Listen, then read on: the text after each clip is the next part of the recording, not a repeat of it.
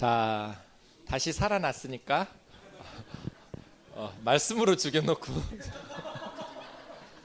휴식 시간으로 깨워놓고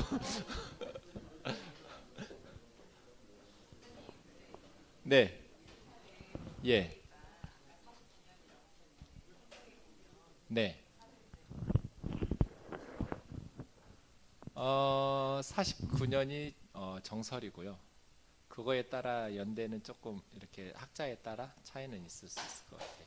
네, 그건 뭐 거의 세계적인 바울 학자들이 49년으로 못 박아놓고 다른 연대 측정을 그걸 기준으로 하거든요. 근데 뭐 물론 51년일 수도 있어요. 학자들이 다 맞는 건 아니니까.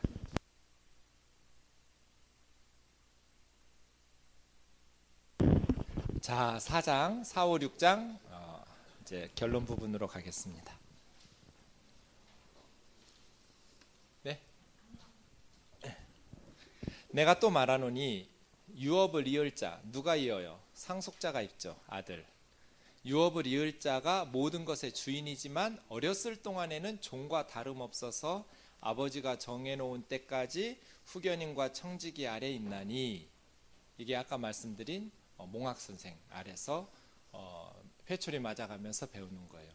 사실은 상속자니까 어리지만 모든 것의 소유주죠.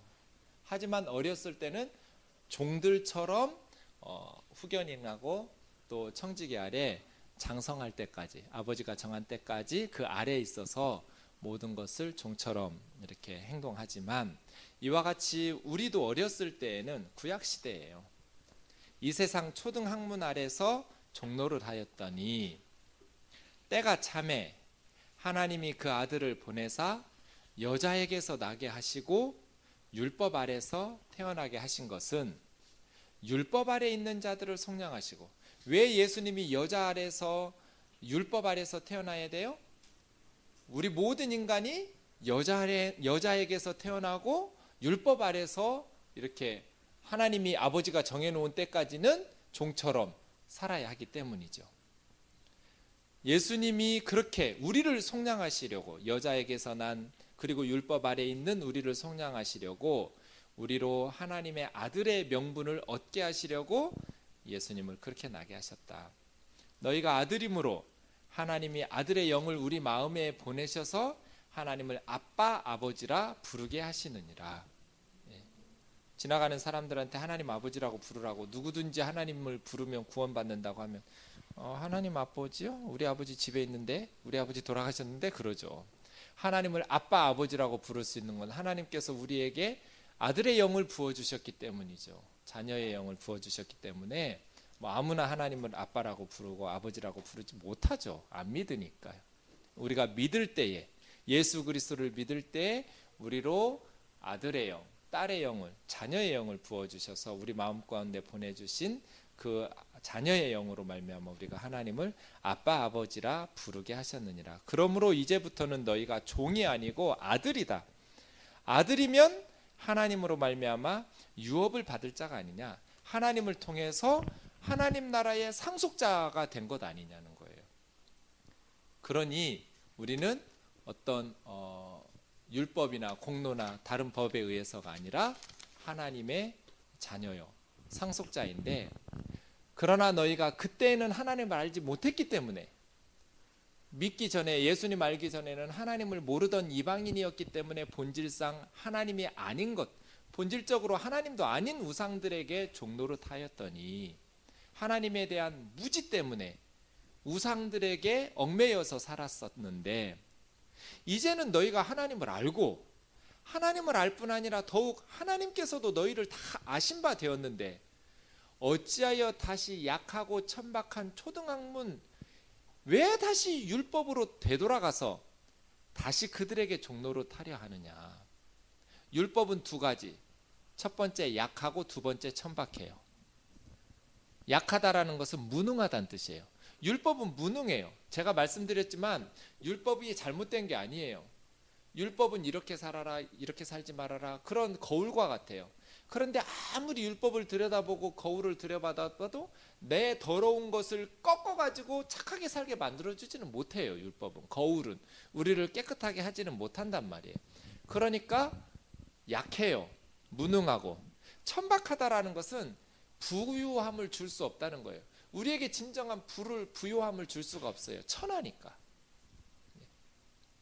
그런데 왜 다시 그렇게 얽매여서 노예처럼 살려고 하느냐. 날, 달, 절기, 해를 삼가 지키니 내가 너희 위해서 수고한 것이 헛될까 두렵다. 날짜 따라서 지키고, 요즘 우리나라식으로 하면 손 없는 날 이사 가고 막 이런 거죠. 예. 왜 예수님을 믿음에도 불구하고 여러분 손 있는 날 이사 다니세요? 이사 비용이 싸요. 한 10만 원 가까이 차는 거나. 손 없는 날이라는 게 웃기는 거예요. 귀신이 놀러 가서 없는 날이래요. 그래가지고 이사를 해도 이렇게 너 우리 집에서 살아야지 이렇게 놀러 가느라고 이사를 가도 이렇게 혼내지 않는데요. 재앙을 안 준대요. 근데 원래는 손 있는 날 가야 된대요. 귀신 있는 날 이렇게 허락받고 이사 다녔대요. 조선시대나 이렇게 몇십 년 전에는. 근데 그게 바뀐 거예요. 그러니까 몇십 년 만에 바뀌고 이랬다 저랬다 하는 거에 따라서 막 그렇게 안 하면 새로운 집에 가서 재앙을 만날까 봐 두려워하고. 저는 손 있는 날 이사 갔더니 싸고 좋더라고요. 이사 갔는데 그걸 달려고 시계, 벽시계를 달려고 못질을 했더니 아저씨들이 이사하는 날 못질하는 거 아니라고 큰일 난다고 그러는 거예요. 아저씨들이 내 집이라고. 그리고 내가 목사라고 망치 내놓으라고.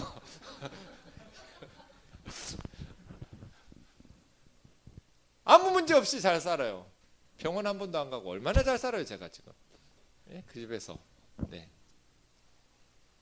그런 얽매이면서 예전에는 그렇게 하나님도 아닌 것에게 얽매여서 종노릇하면서 살았는데 이제 예수 그리스도 안에서 하나님을 아빠 아버지라고 부르는 하나님의 자녀가 되었는데 하나님의 나라를 상속받을 자들인데 왜 다시 그렇게 무능하고 너희 날짜 지킨다고 복받고 뭐 그래요? 그렇게 무능하고 아무런 부요함을 주지도 못하는 그러한 천박한 초등학문으로 다시 돌아가서 왜 그것들에게 종노릇하려고 하느냐. 날, 달, 무슨 달 지키면서 절기, 유월절 지키고 이단들 다 그래요. 유월절 지켜야 구원받는다고. 어떻게 지키냐고 했더니 예수님처럼 유월절에는 성찬식을 해야 된대요. 교회는 유월절에 성찬식 안 하니까 지옥 간다는 거예요. 그래서 제가 그랬어요. 병원에 입원한 사람 죽기 직전에 그 호수로 음식 먹는 사람은 어떻게 성찬식을 할 수 있냐. 유월절에 영적인 생명이 중요하니까 그 호수에다가 빵하고 포도주를 집어넣어줘야 된대요. 그럼 죽는다. 죽는 게 중요하냐. 이 세상에서 미쳤냐. 말이 안 통해. 날과 달과 절기를. 예수 믿는 사람들 맨 처음 이단들이 공격하는 게 안식일을 안 지킨다. 안식일은 토요일이거든요. 근데 정확히 말하면 금요일 해 떨어지면서 저녁부터 토요일 해 떨어질 때까지예요. 그 날짜가 그렇게 중요하냐. 십계명 봐라. 안식일 지키라고 하지 않았냐. 그 일주일에 하루 쉬라는 거 아니냐. 노예들까지 다 쉬라는 거 아니냐. 하나님께 예배하라면 그거 아니냐. 날짜가 중요하다. 그러면 우리 안식일 금요일이면 이스라엘은 금요일이다. 토요일 아니다. 우리 예배 드리고 있을 때 거기는 안식일도 아닌데 전 세계마다 지금 날짜가 다른데 요일이 그 시간이 그렇게 중요하냐. 온 세계에서 하나님 그 시간이 안식일 그 시간 예배드릴 날짜와 시간이 중요하면 온 세계가 똑같이 드려야 하는데 나라마다 요일이 몇 시간씩 차이가 나고 다 다른데 그 시간이 그렇게 중요하냐. 중요하다. 십계명 봐라. 덴마크에 어느 서대 예전에 풍차 만들고 이러기 전에 수요일은 물이 들어와서 지켜야 되는 거예요. 수요일에만 밀물 썰물 때문에 안 지키고 괜찮은 거예요. 일요일에는 일을 해야 돼요. 지키고 이렇게 물 퍼내고 막 해야 돼요. 바다보다 육지가 낮으니까. 그래서 그 도시에서는 수요일에 쉬었어요. 예배드리고. 기독교 국가니까. 그럼 그 사람들 다 지옥 가냐? 지옥 간다. 너 미쳤냐? 영원한 생명이 중요하냐? 이 세상에서의 생명이 중요하냐? 그러고 있어요. 날과 달과 절기와 해, 이건 뭐 안식년 뭐 이런 희년 이런 거, 그거 지킨다고 천국 가요? 내가 너희를 위하여 수고한 것이 헛될까 두렵다. 자유하게 다 만들어주니까 돼지를 깨끗하게 목욕시켜줬더니 다시 똥하고 뒹굴듯이 이게 그렇게 얽매여 있던 것들로부터 자유하게 해줬더니 다시 그런 율법에 얽매여 가지고 갈라디아 성도들이, 이제는 뭐 해야 돼요? 아버지 하나님과 부자 유친해야 하잖아요. 부자 유친. 충만한 사랑의 사귐 속에서, 자유함 속에서 그렇게 사랑을 나눠야지. 그렇게 하녀를 사랑해가지고 아내로 만들어줬더니 막 조금 10분 늦게 일어났다고 막 경기 일으키면서 나 밥하러 가야 된다고, 이러면 되겠냐고요. 내가 너희를 위하여 수고한 것이 헛될까 두렵다. 그런데 한국교회 내 이 율법주의가 얼마나 많아요. 성도들이 신앙생활에 얼마나 무거운 짐들이 많냐고요. 뭐 지켜야 되고 뭐 지켜야 되고 뭐 해야 되고 뭐 해야 되고, 어디 감히 목사님 생일도 모르고 어떻게 하나님에게 복을 받으려고. 아휴, 문제예요, 문제. 12절, 형제들아 내가 너희와 같이 되었은즉 나는 이방인인 너희처럼 되었다. 너희도 나처럼 되기를 구하노라. 내가 너희가 나에게 해롭게 하지 않았었잖니. 내가 처음에 육체가 아파서 몸이 병들어서 너희에게 복음 전하러 간 것을 너희가 아는 바인데, 너희 믿음을 시험하는 것이 내 육체 안에 있었지만 그렇다고 해서 너희가 나를 업신여기지도 아니하고 버리지도 아니하고 오직 나를 하나님이 보내신 천사처럼 또 그리스도 예수처럼 나를 영접해 주지 않았느냐. 너희의 복이 지금은 어디 있느냐. 내가 너희에게 증언하는데 너희가 할 수만 있었다면 눈이라도 빼서 앞을 보지 못하는 나에게 주었을 것이다.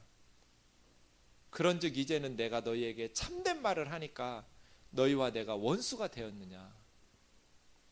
그 거짓 선생들이 너희에 대하여 열심을 내는 것은 좋은 뜻을 가지고 하는 게 아니다.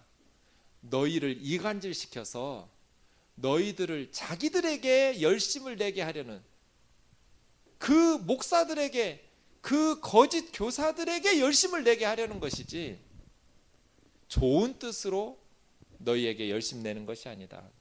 좋은 일에 대해서 너희가 열심으로 사모함 받는다면 내가 너희를 대면할 뿐 아니라 언제든지 좋겠지만, 나의 자녀들아 속지 마라. 너희 속에 그리스도의 형상 이루기까지 나는 다시 너희를 위해서 해산의 수고를 하노니, 내가 이제라도 너희와 함께 있어서 내 언성을 높이려 함은 너희에 대하여 의구심이, 내 음성을 높인다라기보다는 음성을 변한다, 좀 딱딱한 어조를 부드럽게 한다, 그런 의미예요. 사실은 너희에 대해서 정말 갈라디아 성도들이 그랬을까? 이런 생각이 들기 때문이라는 거예요. 좀 딱딱하게 말하던 걸 이제는 좀 부드럽게 하는.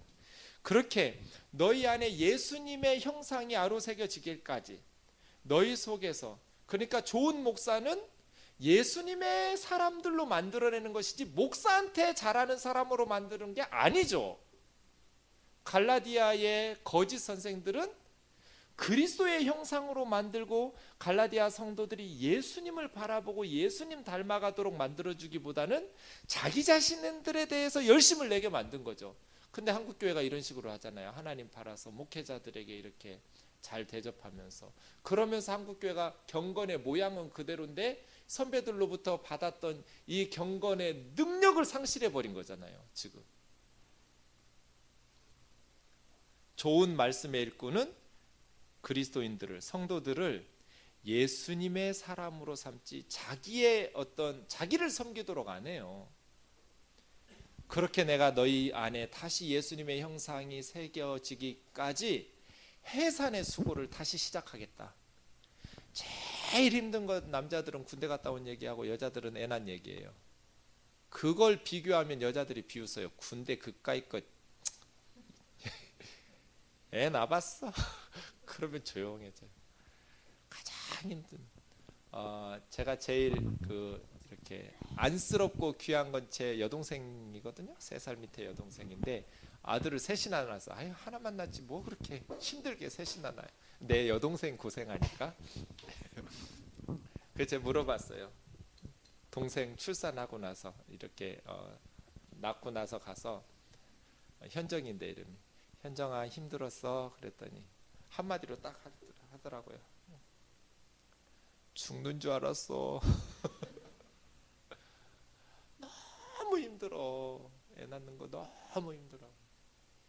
너무 가슴이 아팠어. 근데 사도 바울은 다시 갈라디아 성도들이 자기를 원수처럼 여기지만 내가 참말을 함으로 너희와 내가 지금 예전에 너희 눈이라도 뽑아서 나에게 주려고 하고 내 몸에 너희 믿음을 시험하는 것이 있었음에도 불구하고 너희가 나를 업신여기지도 아니하고 버리지도 아니하고 나를 하나님의 천사처럼 생각하고 그리스도 예수처럼 대접해주고 진짜 내가 말하는데 니들이 할 수 있었다면 진짜 눈 뽑아서 내 눈하고 바꿔주기라도 할 만큼 나를 아끼고 사랑했는데 내가 이제 예수 그리스도의 복음을 너희에게 참말을 하니까 이렇게 원수가 되었냐? 다시 너희 안에 예수 그리스도의 형상이 새겨지고 너희가 예수님 닮아갈 수 있다면 나는 해산의 수고까지 다시 할 거다. 그들이 너희에게 열심 내는 것은 좋은 뜻으로 열심 내는 거 아니다. 너희들을 자기들한테 잘 섬기라고 자기들에게 열심 내라고 그렇게 하는 그러한 사심 가득한 거짓 사역자들이다. 그러므로 그들에게 속지 마라 이야기하는 것이죠. 21절이요. 내게 말하라. 율법 아래 있고자 하는 자들아. 율법을 듣지 못하였느냐? 기록된 바 아브라함에게 2 아들이 있으니 하나는 여종 하갈에게서 이스마엘, 하나는 자유하게 있는 여자 사라에게서 이삭. 여종에게서는 육체를 따라 낳지요. 왜냐하면 아직 젊었을 때 생리 끊어지지 않고 뭐 인간적인 출산의 능력이 있었을 테니까 뭐 약속도 없었고요. 하나님께서 명령하고 약속하신 것도 없었지만 자유하게 있는 여자 그 하갈은 몸종 하녀였으니까 종이죠. 여종이지만 사라는 아브라함의 부인이니까 자유한 여자죠. 사라에게서는 약속받고 이삭 태어났죠. 인간적으로는 불가능한 생리 끊어지고 이 모든 것이 불가능한 상태에서 하나님의 능력을 힘입어서 약속을 받고 태어난 게 이삭이에요. 이걸 비유처럼 설명하자면 이 여자들은 2 언약이다. 하나는 신의 산으로부터 종을 낳은 하갈과 같고 율법이고 율법은 종으로 만드는 거니까 하나님의 약속이 없었죠. 약속은 누구한테 했어요? 율법 주실 때 하나님의 약속이 없어요. 약속은 아브라함한테 했거든요. 하나님께서 모세 시대가 아니라 하갈은 아라비아에 있는 신의 산으로서 지금 예루살렘과 같이 그런 육적인 율법을 지켜내는 신의 산에서 받은 그대로 예루살렘에서 하고 있잖아요. 성전에서. 그죠? 신의 산에서 율법 받은 그대로 예루살렘에서 계속 짐승제사 드리고 율법 지키고 예수 안 믿는 유대인들이 계속 예루살렘에서 하고 있는 그것이니 그곳은 자녀들과 함께 종로를 타고 있는 거다. 이게 하갈하고 똑같다. 오직 위에 있는 천국의 예루살렘은 자유자니 우리의 어머니와 같다. 이삭, 그 이삭의 어머니 사라는 자유인이다. 문제는 어머니다. 하갈이냐 사라냐. 사라가 어머니면 자유인 이삭이고 하갈이 어머니면 노예인 이스마엘이다. 그러니 어머니가 율법이면 그 율법에 속하려고 하는 자들은 노예가 되고 어머니가 복음이면 예수 그리스도면 그 복음과 믿음 안에 있는 자들은 자유인이 된다. 이렇게 비유적으로 설명하고 있는 거예요. 지금. 기록된 바 잉태하지 못한 자여 즐거워하라. 상고를 모르는 자여 소리 지르라. 아이를 갖지 못한 여인들이 즐거워할 날이 올 거예요. 홀로 사는 자의 자녀가 남편 있는 자녀보다 많을 날이 올 것이다. 이렇게 하나님께서 예언한 바와 같이 이사야 54장 1절에 예언과 같이 하나님께서 약속의 자녀들을 축복하시는데 형제들아 너희는 이삭과 같은 약속의 자녀 아니냐.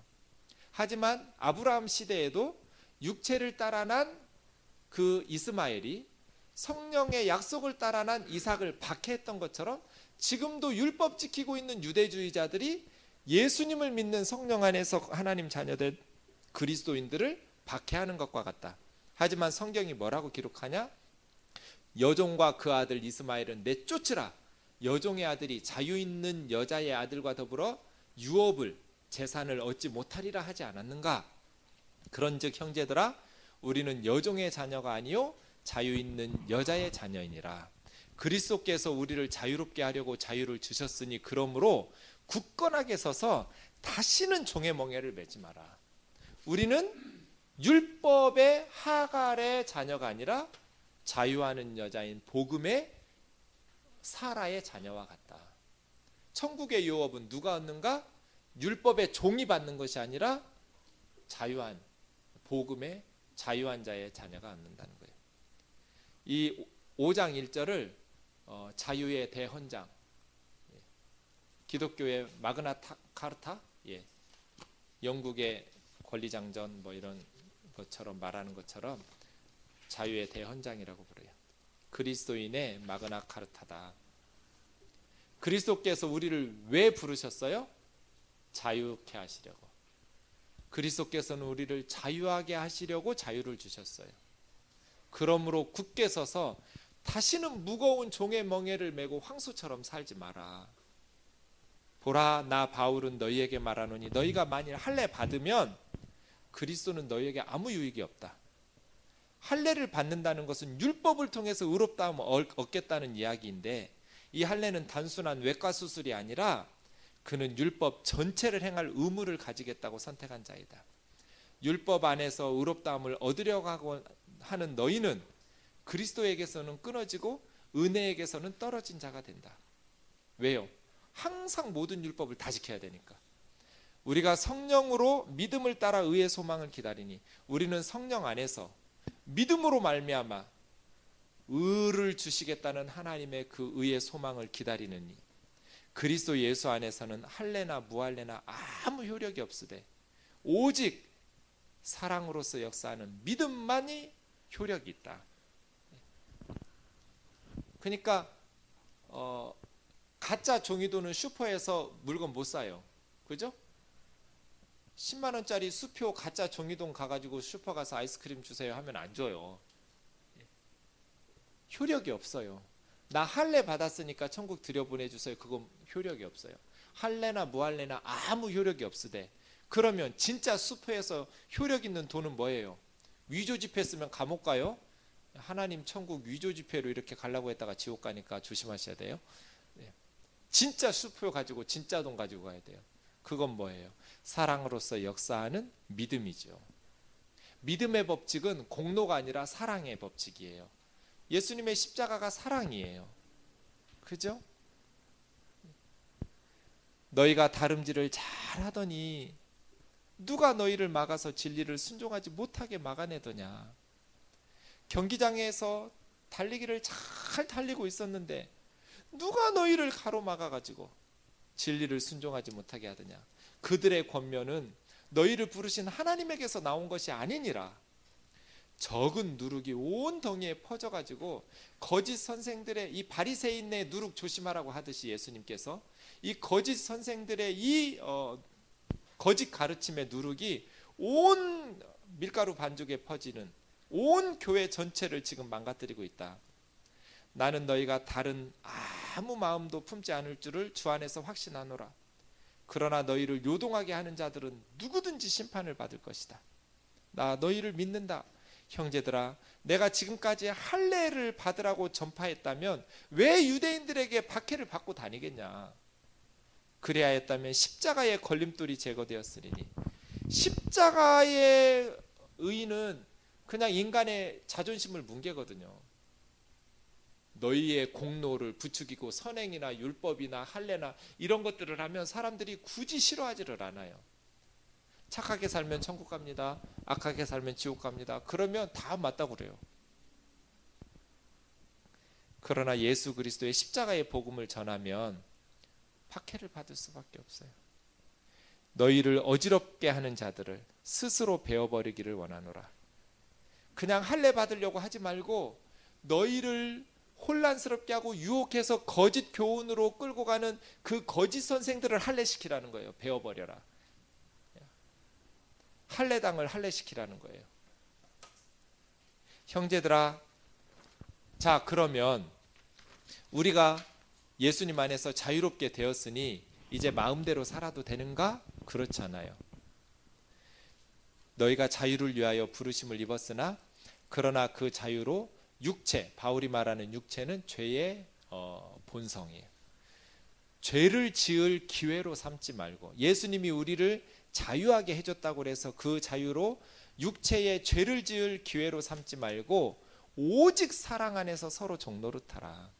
그러니까 우리에게 주신 자유는 다른 사람을 못 살게 굴고 죄를 지을 수 있는 자유가 아니라 사랑으로서 서로 섬기고 종노릇하라는 자유죠. 우리 그리스도인들이 예수 그리스도 안에서 자유롭게 되었으니 이제는 구원받고 천국 가기 위해서 율법 지키고 사랑하고 선행을 하는 것이 아니라 이제는 구원받은 자로서 하나님 자녀답게 다른 사람들을 섬기고 사랑으로 종노릇해야죠. 여러분, 우리가 사랑으로 서로 종노릇하는 세상을 꿈꿔보세요. 세상이 뒤집어질 거예요. 온 율법은 내 이웃 사랑하기를 내 몸과 같이 하라는 한 말씀에서 다 이루어졌다. 목사님 아무리 세도 10계명이 10개가 안 채워져요. 우리 할머니들 그래요. 목사님이 그렇게 설교를 열심히 하는데 돌아서면 까먹어요.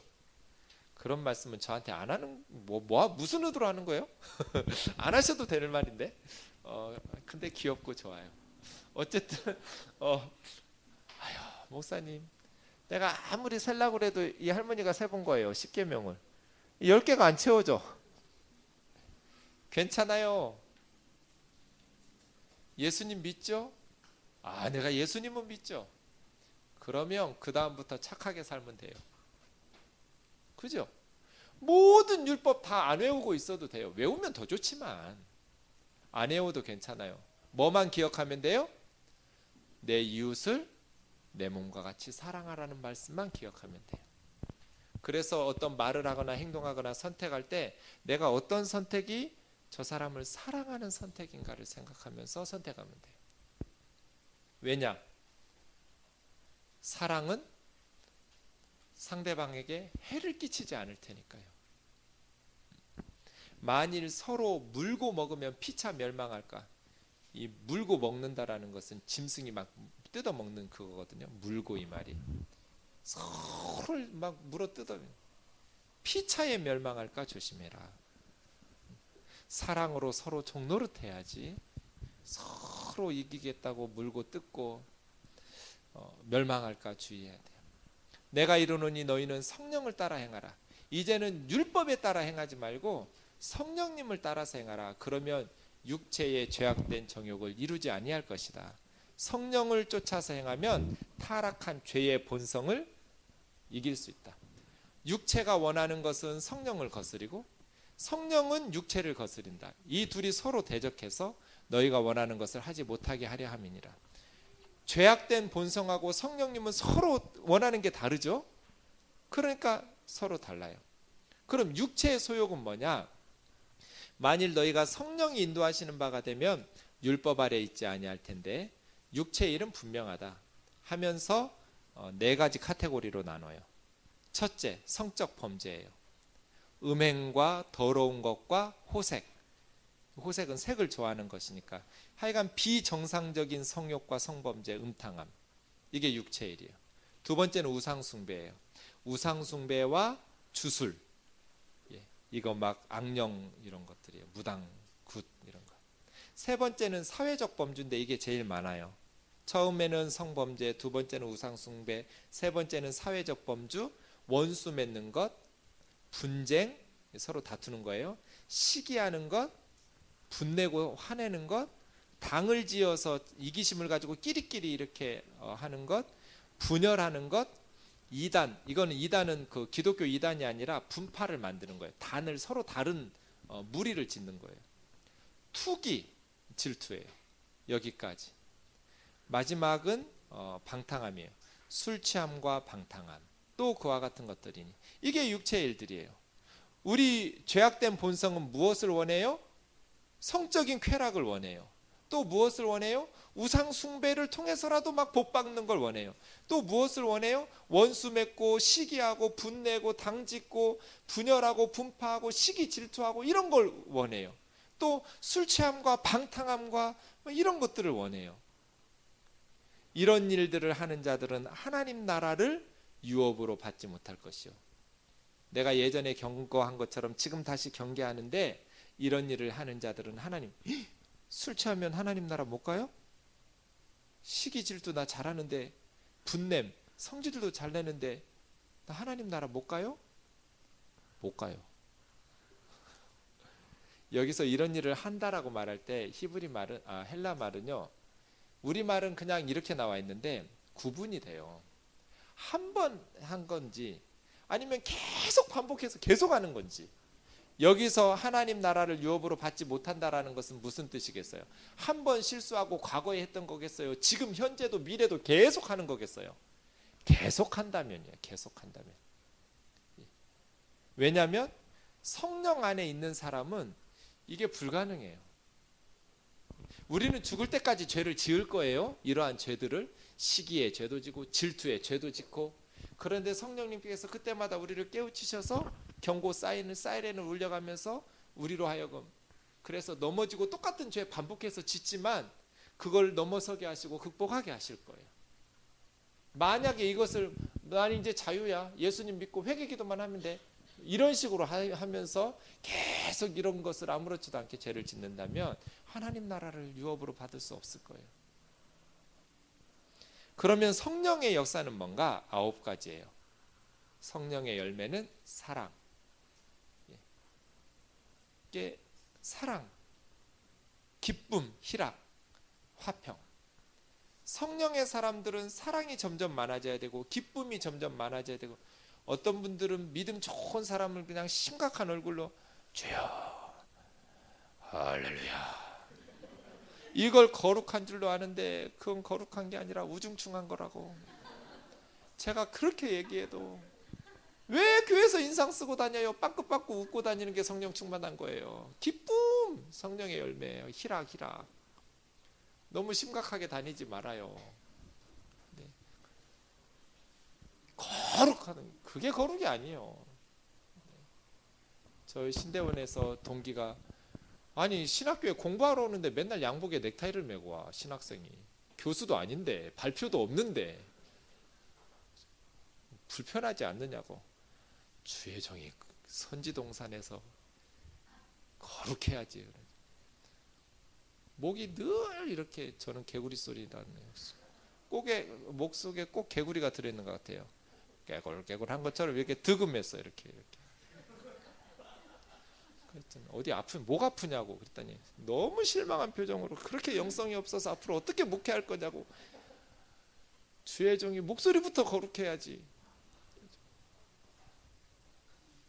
네, 진짜 그게 성령의 열매가 아니에요. 네. 기쁘게 사세요. 기쁘게. 화평. 성령의 사람들은 가는 곳마다 평화를 일구어내야지 트러블을 일으키는 것 같아요. 오래 참음. 참을 줄 알아야 되죠. 자비. 사랑의 마음을 가지고 불쌍히 여기는 마음을 가지고. 양선. 양선은 착한 거예요. 좋을 양자거든요. 좋은 착한 선, 좋은 선, 착함. 네. 양선. 성령의 열매는 착한 거예요. 충성. 이건 뭐 보스한테 충성하라는 게 아니라 믿음직한 거예요. faithful. 신뢰할 만한 사랑.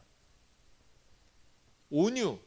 이건 따뜻할 온자에 부드러울 유자에, 따뜻하고 부드러운 게 성령의 열매예요. 딱딱하고 이게 아니라. 왜 이 신앙생활을 오래 하면 말 걸기도 부담스럽게 그냥 그렇게 딱딱해지는지. 절제. 자, 성령의 열매 중에 뭐가 없어요? 기도, 방언 뭐 이런 거 없어요. 그죠? 이게 다 성품에 관련된 거예요. 그런데 이 성령의 9가지 열매를 가장 완벽하게 열매 맺고 꽃 피운 분이 예수님이에요. 복음서를 보세요. 예수님이 어떻게 사셨는지. 이 같은 것을 막을 법이 없어요. 성령의 열매를 금지할 법이 없느니라. 그러므로 우리는 성령 안에서 어떻게 하면 유월절 지킬까, 어떻게 하면 안식일 지킬까, 이런 율법 조항 얽매이지 말고 어떻게 하면 이웃을 내 몸처럼 사랑할 수 있을까, 어떻게 하면 저 사람을 귀하게 여길 수 있을까, 어떻게 하면 저 사람을 행복하게 해줄 수 있을까. 그게 성령의 열매들이지, 무슨 기도를 많이 하고 뭐 그런 게 아니에요. 그리스도 예수의 사람들은 육체와 함께 정욕과 탐심을 십자가에 못 박았느니라. 가차없이 옛 본성을 절교했다는 거예요. 그리스도 예수의 사람들은 이제 성령 안에서 새로운 삶을 살아간다는 거예요. 옛날에 어거스틴이 그렇게 팡탕하게 살았어요. 그러다가 로마서를 읽고 새 사람 되었어요. 길거리에서 옛날 여자를 만났어요. 같이 술 먹고 놀던 여자를. 오랜만에, 요즘 왜 안 와 어거스틴? 오랜만이야. 근데 됐어 하고 이렇게 가는데 자꾸 뒤쫓아오면서 이 여자가 주책 없이 왜 그래, 가자 한잔 막 해가면서 하는 거예요. 어거스틴이 그랬대요. 너는 너지만 나는 내가 아니다. 너는 넌데 나는 옛날 어거스틴이 아니다. 나는 예수 믿고 새 사람 되었다. 그리스도 예수의 사람들은 날마다 그의 정욕과 탐심을 십자가에 못 박는, 그래서 돛 닦는 사람들이에요. 그죠?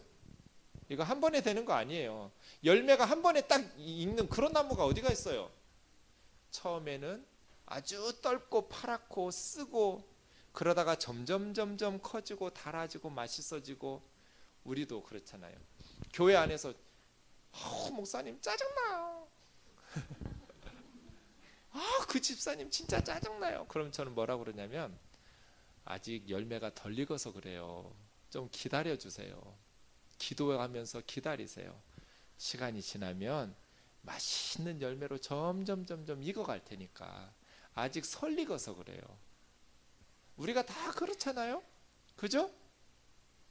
짜증내고 승질내지 말고 기다리고 기도해 주세요. 성령의 열매는. 그래서 신앙생활은 돛 닦는 것처럼, 우리 선배들은 도라고 그랬어요. 말씀이라고 안 하고. 요한복음 1장에 태초에 도가 있으니라.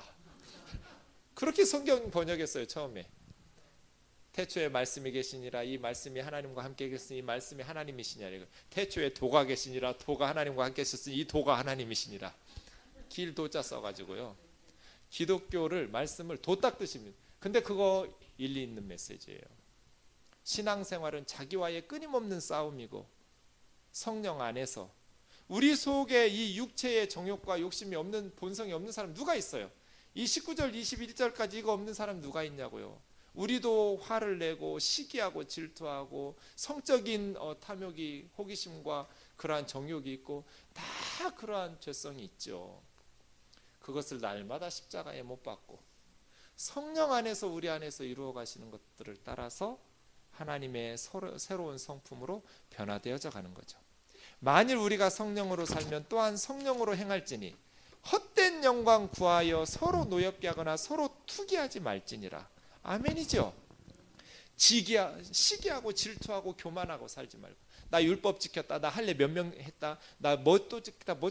율법 안에는 계속 정죄만 있어요. 너 왜 그렇게 안 사냐, 너 왜 그렇게 안 사냐. 그러나 성령 안에는 사랑과 용서와 기다려줌과 인내와 절제와 오래 참음과 이런 것들이잖아요.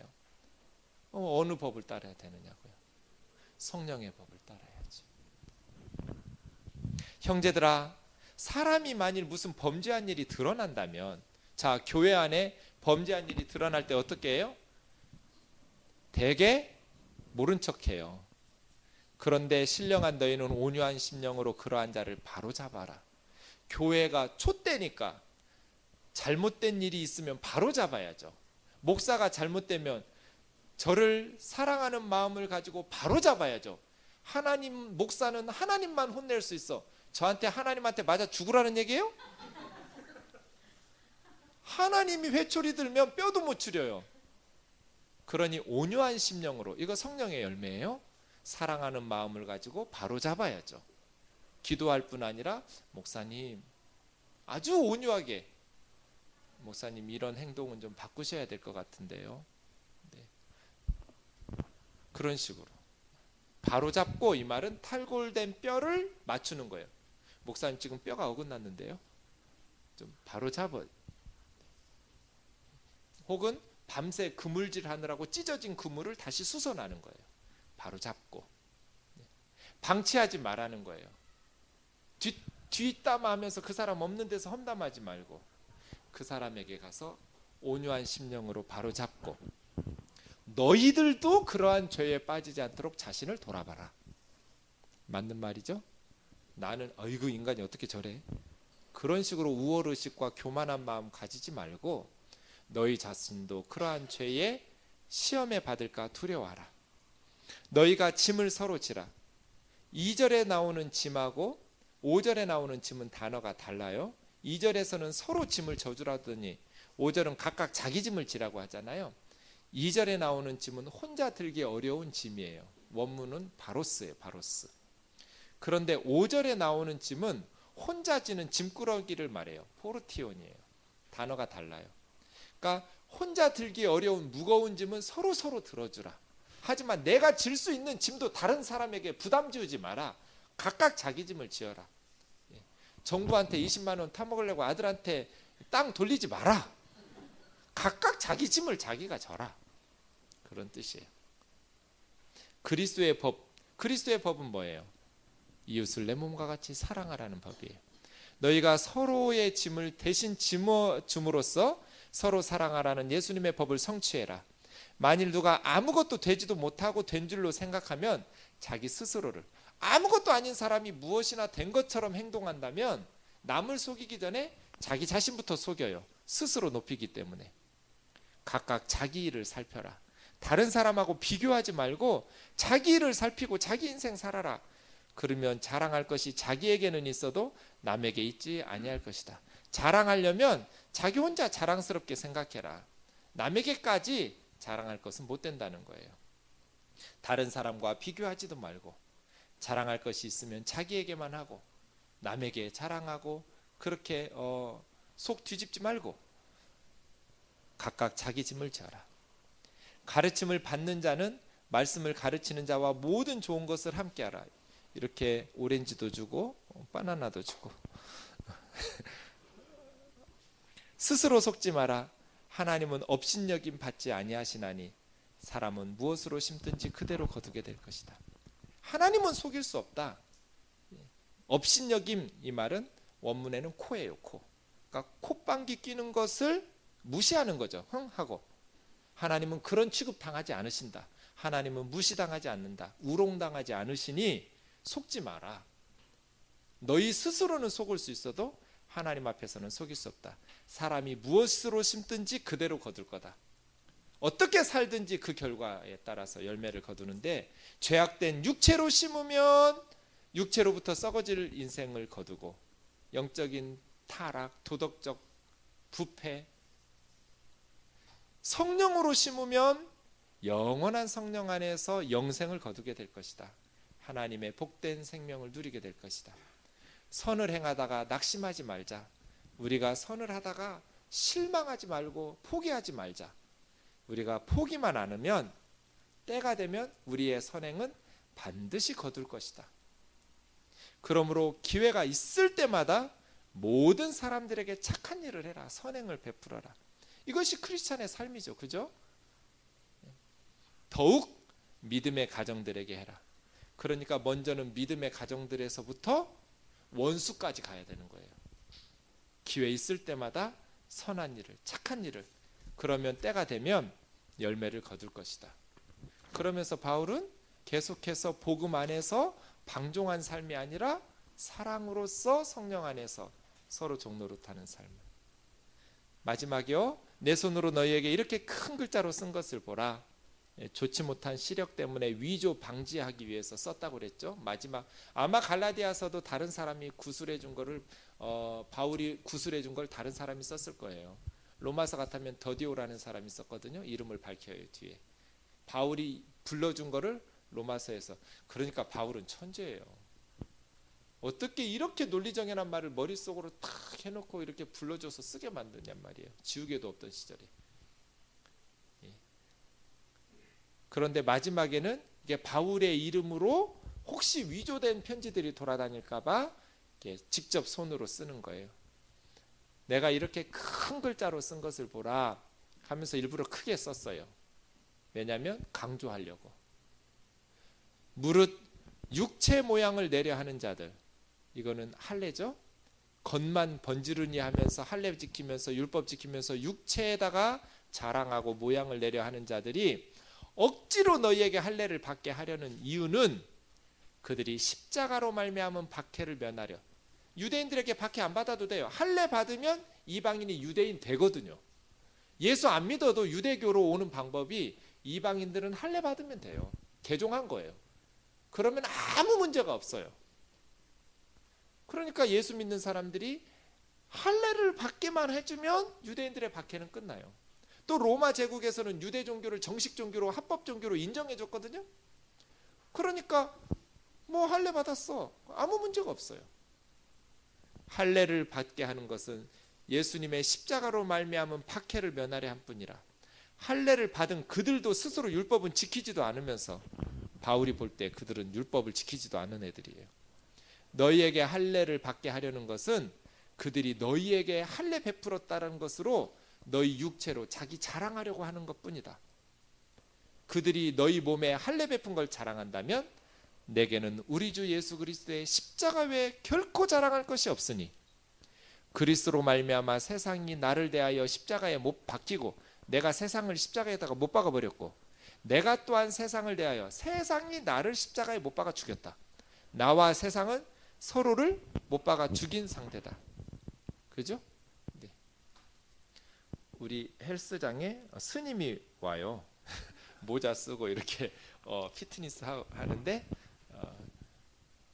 우리 둘은 이런 관계예요. 내가 스님을 십자가에 못 박았고 스님도 나를 십자가에 못 박았어요. 둘 중 하나는 지옥 가는 거야. 스님이 천국 간다면 나는 지옥 가고 내가 천국 간다면 스님은 지옥 갑니다. 그런 식으로 서로. 그러니 천국 같이 갑시다. 예수 믿읍시다. 목사님, 안 넘어와.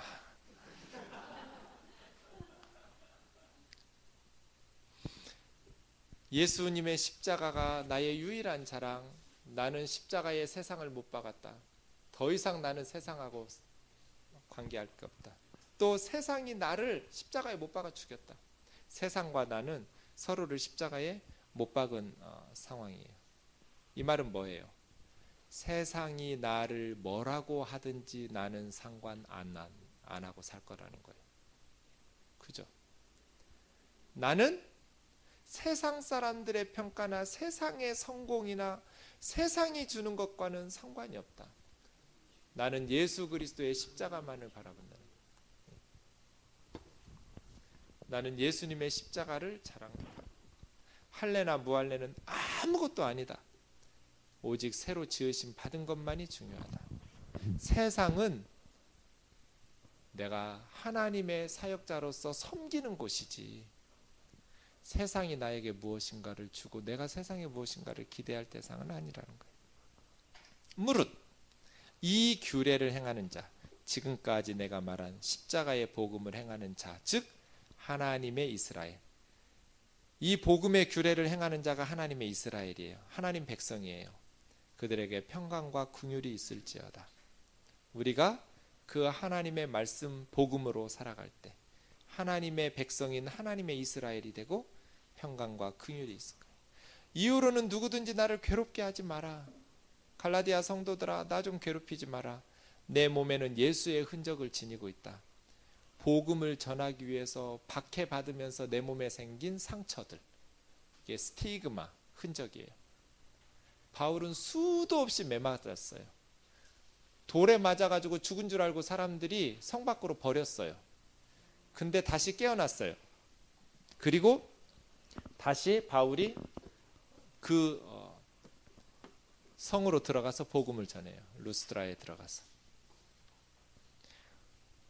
이렇게 시간이 지나서 상처는 아물었지만 몸에 온통 상처투성이에요.